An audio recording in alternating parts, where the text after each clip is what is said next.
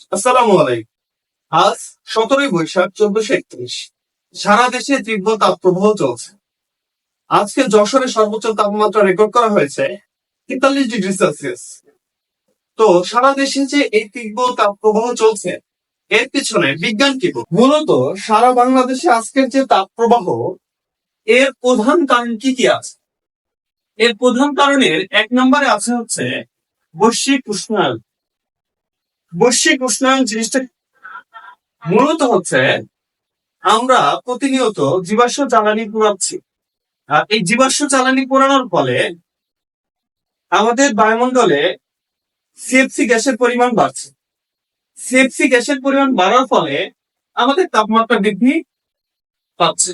এটা কিন্তু স্বল্প মেয়াদী কোনো অব্যবস্থাপনা না, দীর্ঘমেয়াদী অব্যবস্থাপনার কারণে কিন্তু এই বৈশ্বিক উষ্ণায়নটা আমরা আজকে ফিল করছি। দ্বিতীয়তে আছে বন উজাড়করণ। বন উজাড়করণ জিনিসটা মূলত আমরা প্রতিনিয়ত বনভূমি কেটে আমাদের প্রয়োজনে ব্যবহার করি। এর ফলে বাংলাদেশে বা একটা দেশের যে পরিমাণ বনের প্রয়োজন হয় বা বনভূমির প্রয়োজন হয়, তার তুলনায় আমাদের দেশে কিন্তু বনভূমির পরিমাণ কমে গেছে। একটা দেশের স্বাভাবিক বনভূমির পরিমাণ থাকা উচিত 25%, সেখানে বাংলাদেশে আছে মাত্র 17%। এই যে 17% বনভূমি হয়ে গিয়েছে, এর ফলে আমাদের বায়ুমণ্ডলে কার্বন ডাই অক্সাইডের পরিমাণ বাড়ছে। কার্বন ডাই অক্সাইড পরিমাণ বাড়লে আমাদের তাপমাত্রা বৃদ্ধি পাবে, স্বাভাবিক। থার্ড যে কারণটা আছে অপরিকল্পিত নগরায়ন। দেখেন, আজ থেকে 50 বছর আগে বাংলাদেশের কথা চিন্তা করেন, বা আজ থেকে 25 বছর আগে বাংলাদেশের কথা চিন্তা করেন। সেইখানে একটা রাস্তা তৈরি করার সময় বা রাস্তা তৈরি করলে রাস্তার দুই ধারে বনভূমি থাকে, রাস্তার দুই ধারে গাছপালা থাকে। কিন্তু আজকে গাছপালা কেটে সুন্দর করে অপরিকল্পিত ভাবে আমরা শুধু পিচ ঢালা রাস্তা করছি। এই পিচ ঢালা রাস্তা করতে গিয়ে দেখেন আমরা বনভূমি উজাড়করণ করছি। এই পিচ ঢালা রাস্তা অপরিকল্পিত নগরায়নের একটা ফল। বা আমরা যত তত্ত্ব বাড়িঘর তৈরি করছি, যেমন ঢাকা শহরের কথা চিন্তা করেন। ঢাকা শহরকে কিন্তু আমরা মোটামুটি ভাবে ইটের রাজধানী বলতে পারি। হ্যাঁ, কারণ এই রাজধানীতে যত পরিমাণ ইট আছে, আমার মনে হয় না সারা বাংলাদেশের সকল জেলায় এই পরিমাণ কোনো একটা জেলায় এই পরিমাণ ইট আছে। তার মানে এই যে অপরিকল্পিত নগরায়ন, যত্রতত্র রাস্তা, যত্রতত্র বিল্ডিং তৈরি করে আমরা যে অপরিকল্পিত ভাবে নগরায়ন তৈরি করছি, এর ফলে কিন্তু আমাদের আজকে এই তীব্র তাপপ্রবাহ চলছে। তো দেখেন, এই তিনটে কারণের কারণে মূলত আজকে বাংলাদেশের তাপমাত্রা 43 ডিগ্রি সেলসিয়াস হলে মূলত অনুভূত হচ্ছে 50 ডিগ্রি সেলসিয়াস বা 50 ডিগ্রি সেলসিয়াসের মতো। অর্থাৎ আপনি ঘরে বসে ফ্যান চালিয়েও আপনি ঘামবেন, এই পরিমাণ তাপপ্রবাহ চলছে। তো দেখেন, এরপরে তীব্র তাপপ্রবাহের ফলে আমাদের স্বাস্থ্য ঝুঁকি কি কি হচ্ছে। দেখেন, আজ থেকে 10 বছর আগের কথা চিন্তা করেন, কয়জন মানুষ হিট স্ট্রোক সম্পর্কে জান? অথচ আজকে আজকে একটা বাচ্চা যে কিনা ক্লাস 1-এ পড়ে, যার বয়স 6 বছর, সেও কিন্তু হিট স্ট্রোক সম্পর্কে জানে। এবং এই হিট স্ট্রোকে সবচেয়ে বেশি ঝুঁকিতে আছে কিন্তু এই বাচ্চারা এবং বয়োবৃদ্ধরা। তো এই তাপ প্রবাহের ফলে আমাদের স্বাস্থ্য ঝুঁকিতে কি হচ্ছে? হিট স্ট্রোক হচ্ছে, ডায়রিয়া হচ্ছে, জ্বর হচ্ছে।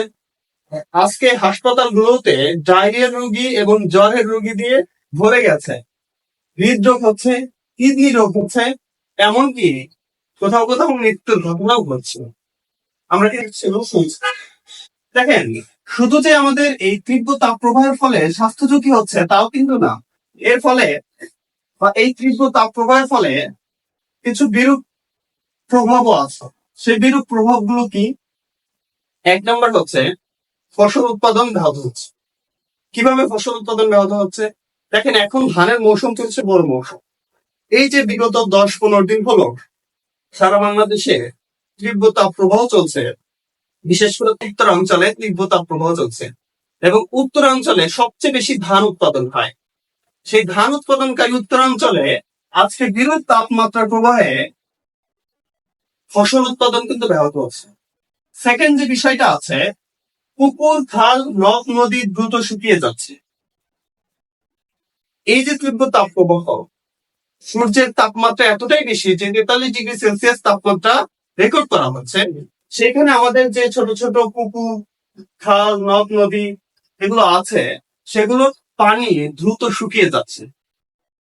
এর ফলে দেখেন এরপরে কি আছে, বিদ্যুৎ চাহিদা বৃদ্ধি পাচ্ছে। ধরেন কিছুদিন আগেই তো আমাদের বাংলাদেশে শীতের মৌসুম চলে গেল, ডিসেম্বর জানুয়ারি মাসটা শীতের মৌসুম ছিল। সেই সময়ে ঢাকা শহরে বা বাসাবাড়িতে বা অফিসে কয়টা এসি চলেছে, কিন্তু আজকে দেখেন সারা বাংলাদেশের প্রত্যেকটা অফিসে, প্রত্যেকটা ম্যাক্সিমাম যারা ধনী আছে তাদের ঘরে এসি চলছে।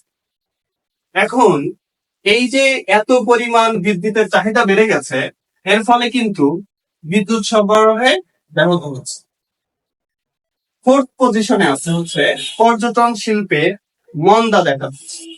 আজকে সারা বাংলাদেশে এত তাপমাত্রা, এই তাপমাত্রার মধ্যে কয়জন মানুষ কক্সবাজারে গিয়েছে, বা এখন এই তীব্র তাপ প্রবাহের মধ্যে কয়জন আমরা ট্রাভেল দেওয়ার জন্য পরিকল্পনা করছি। এর ফলে কিন্তু পর্যটন শিল্পে মন্দা দেখা দিচ্ছে। এর ফলে আমাদের অর্থনৈতিক মন্দাও সৃষ্টি হয়েছে। পঞ্চম যে ধাপটা আছে সেটা হচ্ছে অত্যন্ত গুরুত্বপূর্ণ, যে মরুভূমি করণের ঝুঁকি বৃদ্ধি পাচ্ছে। গবেষণা বলছে বাংলাদেশের উত্তরাঞ্চলে আগামী 20 বা 25 বছর পরে কিছু কিছু অঞ্চল মরুভূমিতে রূপান্তর হবে। এর কারণ হচ্ছে রাজশাহী, বিশেষ করে রাজশাহী অঞ্চলে প্রতি বছর ভূগর্ভস্থ পানির স্তর নিচে নেমে যাচ্ছে। এই ভূগর্ভস্থ পানির স্তর নিচে নামার ফলে সেই অঞ্চলে কিন্তু মরুভূমির সৃষ্টি হবে। তাহলে দেখেন এই হচ্ছে আমাদের তীব্র তাপপ্রবাহের কারণ, স্বাস্থ্য ঝুঁকি, বিরূপ প্রভাব সমূহ। এখন আসেন এই তীব্র তাপপ্রবাহ থেকে বাঁচার জন্য আমরা কি কি করতে পারি।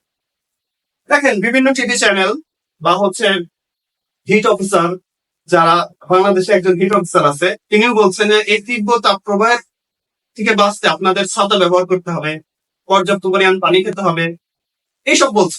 এগুলো কিন্তু স্বল্প মেয়াদী ব্যবস্থাপনা, বা এই যে প্রতি বছর আমাদের তাপমাত্রা বাড়ছে, যেমন গত বছরে বাংলাদেশের তাপমাত্রা 42.8 ডিগ্রি সেলসিয়াস বা এরকম কিছু একটা রেকর্ড করা হয়েছিল, কিন্তু এদেশে কিন্তু 43 ডিগ্রি ছাড়িয়ে গেছে। তার মানে কি প্রতি বছর যদি আমাদের বাংলাদেশের তাপমাত্রা 1 ডিগ্রি সেলসিয়াস করে বাড়তে থাকে, তাহলে আপনি আর আগামী 10 বা 15 বছর পরে গিয়ে কিভাবে সূর্যের তাপের মধ্যে দিয়ে রাস্তা দিয়ে হেঁটে যাওয়ার সময় আপনি ছাতা ব্যবহার করতে পারবেন? এটা কি কল্পনা করা যায়? কল্পনা করা যায় নাকি? তাহলে আমাদের কি করতে হবে? দীর্ঘমেয়াদী পরিকল্পনা করতে হবে। দীর্ঘমেয়াদী পরিকল্পনার মধ্যে কি কি আছে দেখেন। 1 নম্বর, আমি প্রধান কারণগুলো হচ্ছে এখানে ফাইন্ড আউট করার চেষ্টা করেছি, সেটা হচ্ছে জীবাশ্ম জ্বালানির ব্যবহার কমিয়ে নবায়নযোগ্য জ্বালানি ব্যবহার বৃদ্ধি করতে হবে।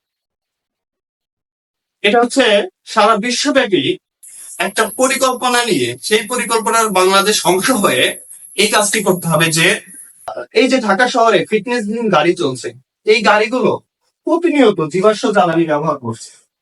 এই জীবাশ্ম জ্বালানি গুলো দহন করে আমাদের বায়ুমণ্ডলের তাপমাত্রা প্রতিনিয়ত বাড়াচ্ছে। তো এইটা থেকে আমাদেরকে নবায়নযোগ্য জ্বালানি ব্যবহার করতে হবে। নবায়নযোগ্য জ্বালানি ব্যবহার করলে আমাদের আজ থেকে 10 বছর পরে আমরা একটা এর ফলাফল পাবো। সেকেন্ড যে আছে, বৃক্ষরোপণ বৃদ্ধি করে বায়ুমণ্ডল থেকে কার্বন ডাই অক্সাইড শোষণ করা সম্ভব বা শোষণ করতে পারে। দেখেন আমাদের বর্তমান বাংলাদেশে 17% মাত্র বৃক্ষ আছে, যেটা অ্যাটলিস্ট 25% উন্নতি করতে হবে। সেটা যদি আমরা করতে পারি, তাহলে কিন্তু আমাদের এই যে আজকের যে তাপপ্রবাহ, আগামী 10 বছর পরে এই তাপপ্রবাহটা থাকবে না। যেমন এখন বৃক্ষরোপণ যদি আমরা করি, সেই বৃক্ষটা কিন্তু বাঁচবে না। বৃক্ষরোপণের একটা মৌসুম আছে, সেটা হচ্ছে বর্ষাকাল বা জুন জুলাই মাসটা। এই জুন জুলাই মাসটাতে যদি আমরা বেশি বেশি বৃক্ষরোপণ করি, তাহলে দেখা যাবে আগামী 10 বছর পরে বা সরকারি বা বেসরকারি ব্যবস্থাপনায় যদি বিভিন্ন পদক্ষেপ নেওয়া হয়, তাহলে আগামী 10 বছর পরে কিন্তু যদি বাংলাদেশের বনভূমির পরিমাণ 25% বেশি করা যায়, তাহলে কিন্তু তাপমাত্রা অনেকাংশে কমে আসবে। 3 নম্বর হচ্ছে নগরায়ণ পরিকল্পিত ভাবে করতে হবে, যাতে বায়ু দূষণ নিয়ন্ত্রণ করা সম্ভব হয়। যেমন অপরিকল্পিত নগরায়নের একটা বাস্তব চিত্র হচ্ছে ঢাকা শহর। এই ঢাকা শহরে অসংখ্য খাল এবং নদী ছিল, কিন্তু আজকে সেগুলো নেই।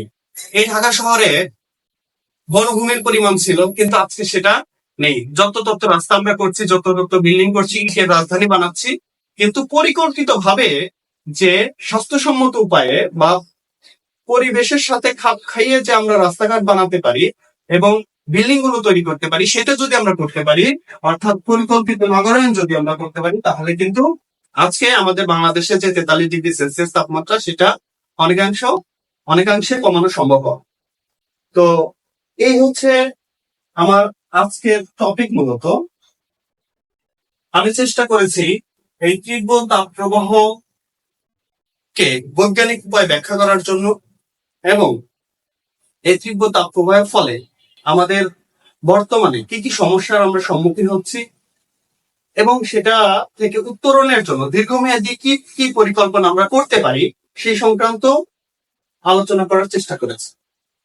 আশা করি আমার এই আলোচনা আপনাদের সকলের ভালো লাগে। তো ধন্যবাদ সবাইকে। আসসালামু আলাইকুম।